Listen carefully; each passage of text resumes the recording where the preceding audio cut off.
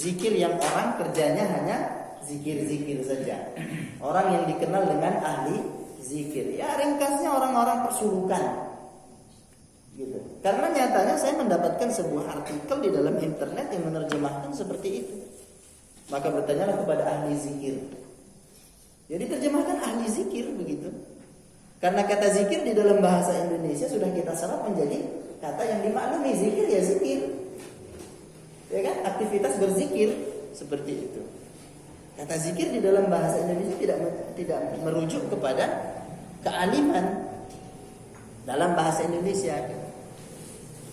Jadi kita harus berhati-hati. Dan itu dari situs yang dimiliki oleh salah satu tarekat di daerah kita ini. Saya baca seperti itu bahwa ahli zikir di situ diterjemahkan menjadi ahli zikir. Jadi kita perlu melihat konteks ayat itu tentang apa.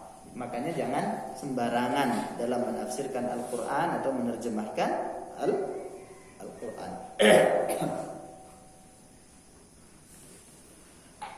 Jadi bagaimana itu permasalahannya? Allah memerintahkan kita untuk menanyakan sesuatu perkara yang tidak kita pahami, tidak kita ketahui kepada ahli ilmu. Sedangkan di sini Rasulullah Sallallahu Alaihi Wasallam melarang kita untuk banyak bertanya. Ya. Atau ada juga hadis Nabi Sallallahu Alaihi Wasallam yang mengatakan innama syifa'ul 'ayyi as-su'al. Sesungguhnya obat penawar bagi penyakit kebodohan itu adalah bertanya. Ibunda kita juga Aisyah radhiyallahu taala anha juga mengatakan ni'man nisa'u nisa'ul ansar. Sebaik-baik perempuan itu adalah perempuannya kaum Ansar.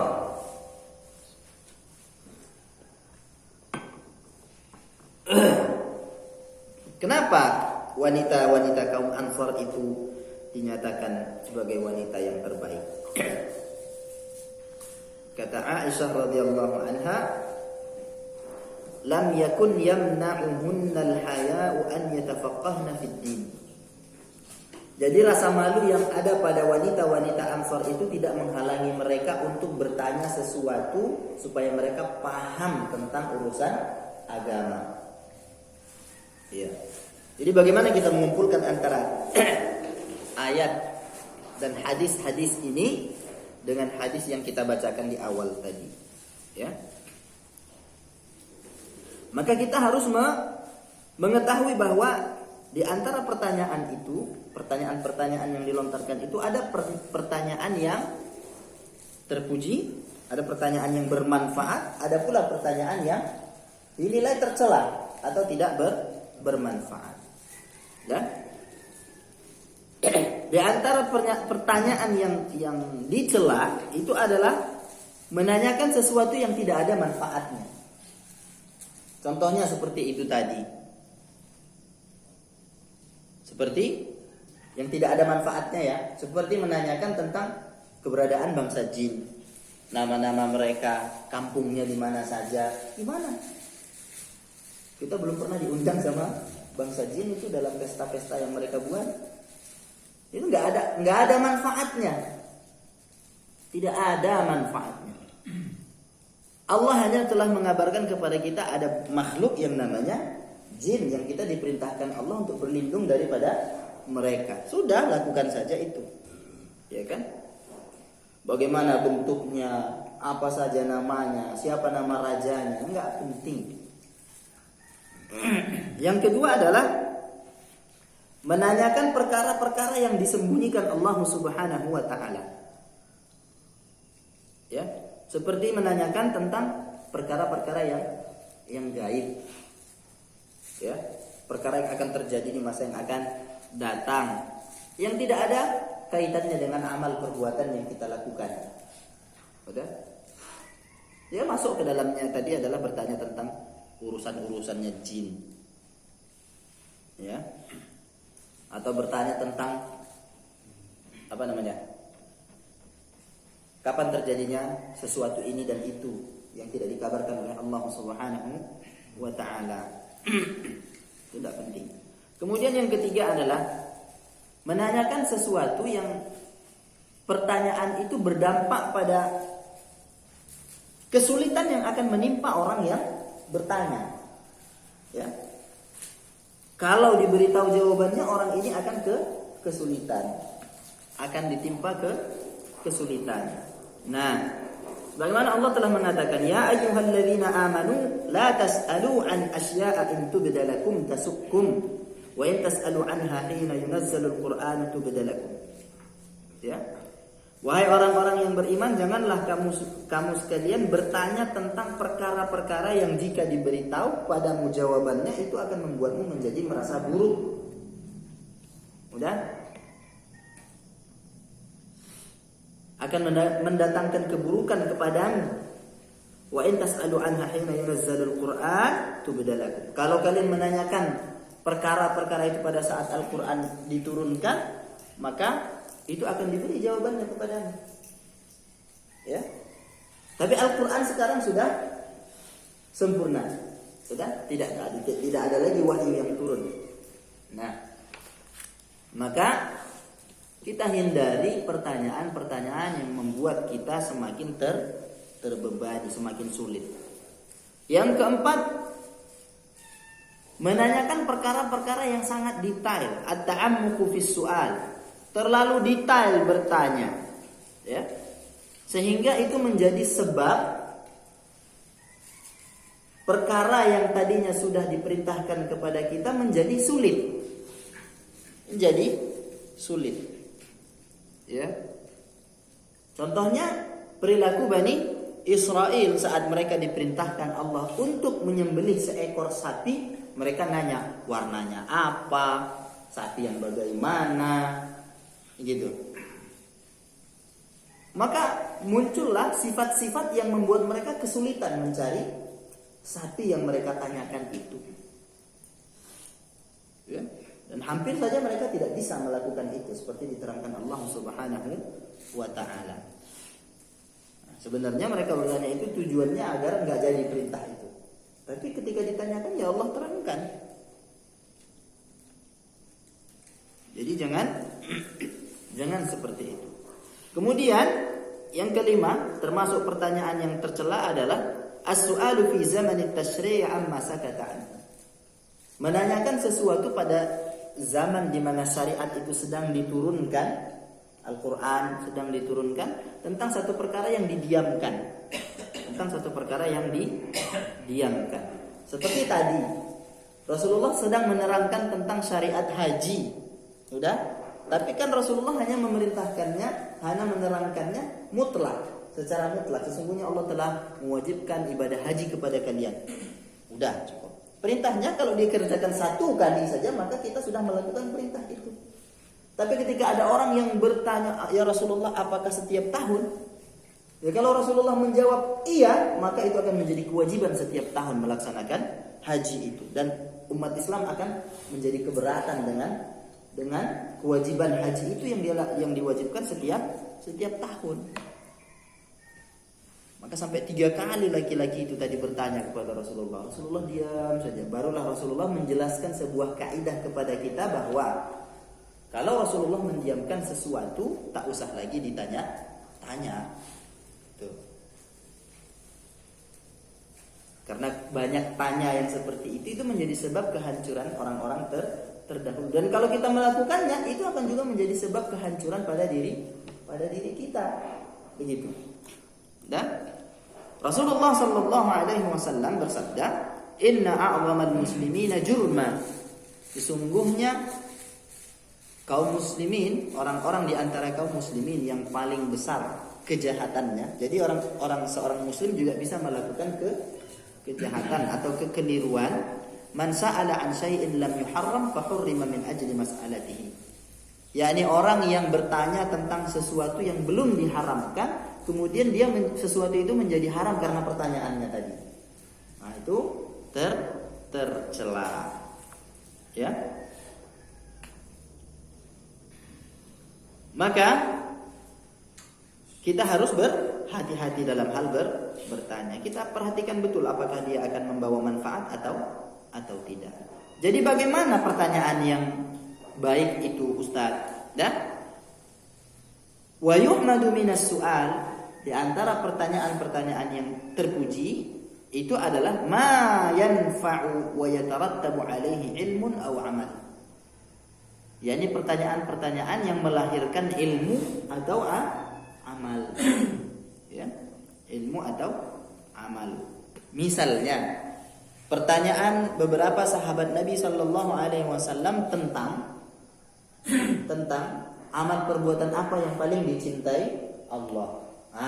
Maka Rasulullah menjawab, as-salatu ala waktiha, salat pada waktunya, birrul walidaini, berbakti kepada kedua orang tua, kemudian al-jihadu fi sabilillah, jihad fi sabilillah, seperti itu. Atau pertanyaan yang melahirkan amal, seperti satu ketika Ali radhiyallahu anhu mengatakan, kuntu rajulan madza'an. Aku ini adalah seorang laki-laki yang mudah keluar madinya, atau mazi. Yaitu adalah cairan lubrikasi yang biasanya keluar saat seseorang mendapatkan rangsangan secara seksual, itu akan keluar, namanya mazi. Dia bening, tidak terlalu pekat dan tidak punya bau. Yang ini najis. Walakin istahyaitu min Rasulillah sallallahu alaihi wasallam min makani binatihi minni. Kita tahu bahwa Ali radhiyallahu anhu itu suami daripada Fatimah. Maka Ali malu menanyakan hal ini kepada Rasulullah karena dia posisinya sebagai menantunya Rasulullah sallallahu alaihi wasallam. Fa amartul Miqdad an yas'ala Rasulullah sallallahu alaihi wasallam. Maka aku memerintahkan Al-Miqdad, ya, seorang sahabat Nabi juga, untuk menanyakan perkara ini kepada Rasulullah sallallahu alaihi wasallam. Soalnya ini agak mengganggu dia. Bagaimana nanti urusannya dengan sholatnya, dengan pakaiannya, apakah ini najis atau tidak, kan seperti itu. Maka Rasulullah mendengar pertanyaan dari Al-Miqdad melalui yang bersumber dari pada Ali radhiyallahu anhu tadi, mengatakan, indah farjaka wa tawadda. Indah yakni cucilah, mohon maaf, zakarmu, ya, kemudian berwuduklah. Jadi cara mensucikan najis yang namanya mazi itu cukup dengan mencuci zakar, membersihkan mazi itu, menghilangkan mazi itu, dan kalau kena kain ya kainnya juga dicuci, dibersihkan, kemudian berwuduklah. Artinya dia tidak mewajibkan mandi, hanya mewajibkan wuduk saja. Seperti itu bermanfaat untuk seseorang. Ya.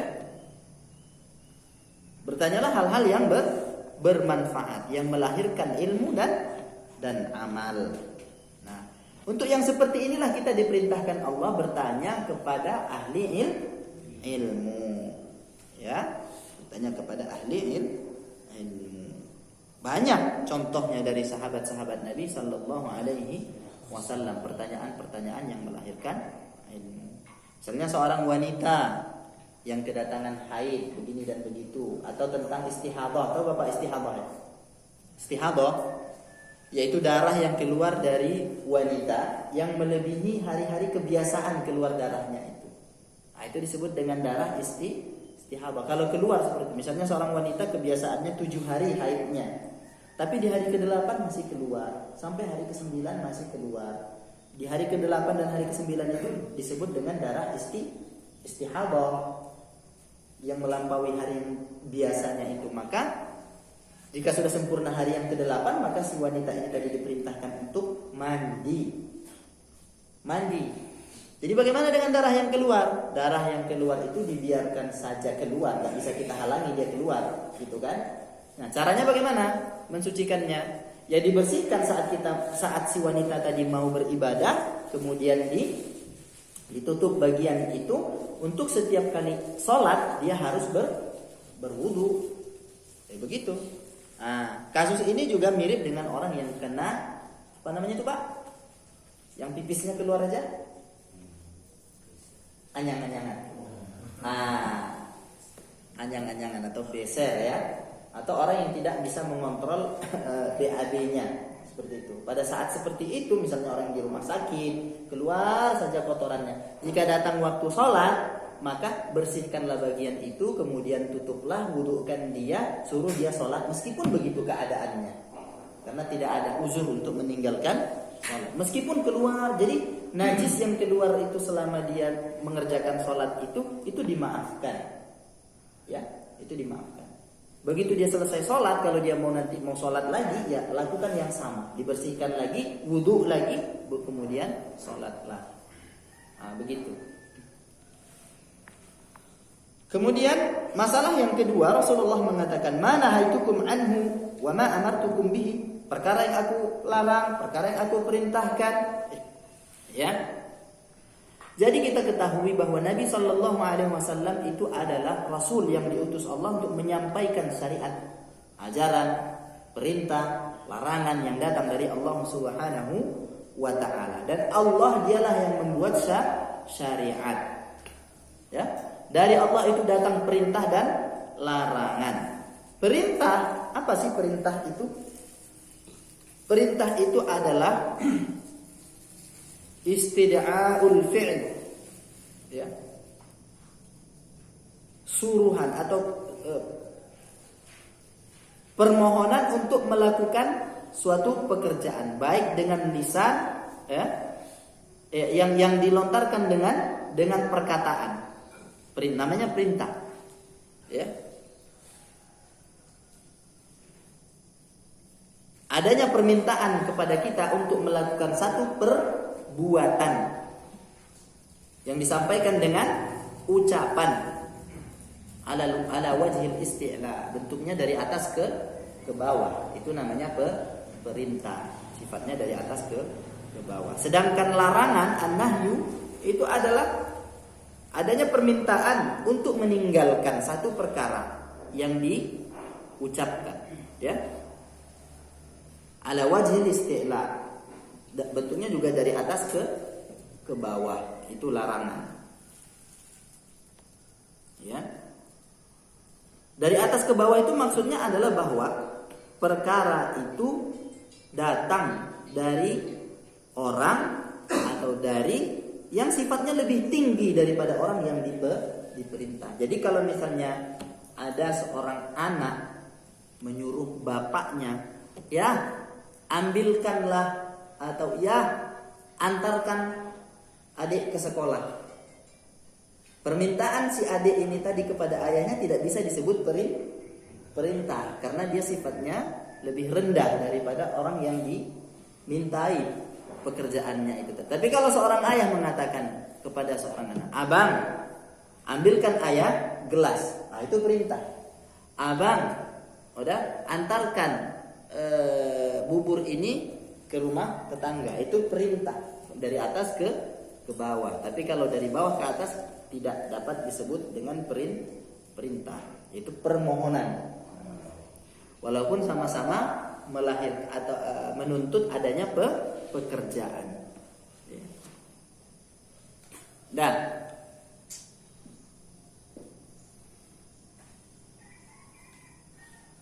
perintah, ya, kalau kita lihat perintah-perintah di dalam syariat, maka kita akan mendapati kondisi-kondisi kita, ya, bisa melakukan perintah itu atau tidak bisa melakukan perintah itu. Nah, saat kita mendapati perintah dari Nabi Shallallahu Alaihi Wasallam, kaidahnya adalah bahwa perintah itu kerjakanlah sebatas kemampuanmu. Nah, itu kita sebatas kemampuan. Prakteknya bagaimana sih, Ustaz? Prakteknya seperti ini. Contoh, Nabi Shallallahu Alaihi Wasallam memerintahkan kita agar saat kita sholat itu sholat ya berdiri. Sholli qa'iman. Sholatlah engkau dalam keadaan berdiri. Fa illam tastati, kalau kau betul-betul tidak bisa berdiri, maka faqa'idan, maka duduklah. Udah? Fa illam tastati, kalau juga tidak bisa duduk, fa ala janbin, maka berbaring dengan bagian sisi kanan. Nah, seperti itu. Kalau tidak bisa begini. Contoh di dalam Al-Quran tentang syariat puasa, ya kan? Allah telah menerangkan itu bahwa kita wajib puasa di bulan Ramadan. Kemudian di tengah-tengah Allah mengatakan bahwa barang siapa di antara kalian yang sakit, atau sedang dalam keadaan safar, yang kemudian dua keadaan ini menghalangi kalian untuk berpuasa di bulan Ramadan itu, maka boleh dia tidak berpuasa, tapi dengan syarat dia mengganti di hari yang lain. Nah, seperti itu. Itu dalam urusan perintah. Ingat ya Pak, semampu kita. Artinya kita keluarkan dulu segala daya dan upaya kita sebatas kemampuan. Di mana kita mampunya, ya disitulah kita kerjakan. Berkurban misalnya, diperintahkan walaupun tidak wajib ya, diperintahkan. Kalau kita mampunya kambing, ya kambing. Jangan paksakan diri untuk berkurban dengan sapi misalnya. Tapi macam kurban ini hewan yang ditentukan sudah itu Pak ya, nggak boleh diganti-ganti. Jenisnya itu ya itu. Nggak boleh, udah Ustaz aku berkurban sanggupnya dengan ayam, udah pakai ayam saja. Nah, ini tidak dianggap sembelihan kurban yang disyariatkan pada hari raya Idul Adha. Ustaz aku punyanya entok, ya entok enggak. Ya, kurban itu yang masuk ke dalam jenis hewan yang dikurbankan itu adalah kambing dan sejenis, yang jenis kambing ya, jenis kambing, jenis sapi, kerbau masuk ke dalam jenis sapi dan unta. Ustaz aku punyanya kuda, nggak bisa. Kuda nggak bisa. Ustaz aku punyanya ayam, nggak bisa. Ya tidak dianggap. Ya boleh disembelih tapi bukan sebagai sembelihan udhiyah. Jika disembelih pada hari raya Idul Adha itu. Enggak bisa. Karena rusa tidak jenis sapi. Nah, rusa, kancil, apalagi kanguru, enggak bisa. Nah, apalagi kerbau pendek ya kan? Enggak bisa. Ya. Itu sudah keterlaluan itu. Tapi kalau urusannya berkenaan dengan larangan, kata Rasulullah, wa ma nahaitukum anhu fajtanibuhu. Perkara apa saja yang aku melarang kalian untuk melakukannya, tinggalkan. Tinggalkan. Yang dilarang oleh Rasulullah, dilarang oleh Allah dan Rasulnya, tinggalkan. Karena sebenarnya meninggalkan sesuatu itu ya meninggalkan satu perbuatan. Tidak ada beban di sana sebenarnya. Cuman kadang-kadang kita berbenturan dengan rasa suka kita pada sesuatu yang sudah kita gandrungi. Misalnya ya, seseorang yang sudah suka dengan meminum khamar, suka mabok, udah rasanya berat dia meninggalkan tuanya itu, berat rasanya. Padahal kalau dia meninggalkan itu tidak ada beban, namanya meninggalkan. Udahlah, nggak usah kerja, tidak dituntut mengerjakan apa-apa, hanya dituntut meninggalkan apa yang sudah dia kerjakan, gitu. Bahkan kalau sebenarnya dia meninggalkan, dia malah lebih beruntung. Harta yang seharusnya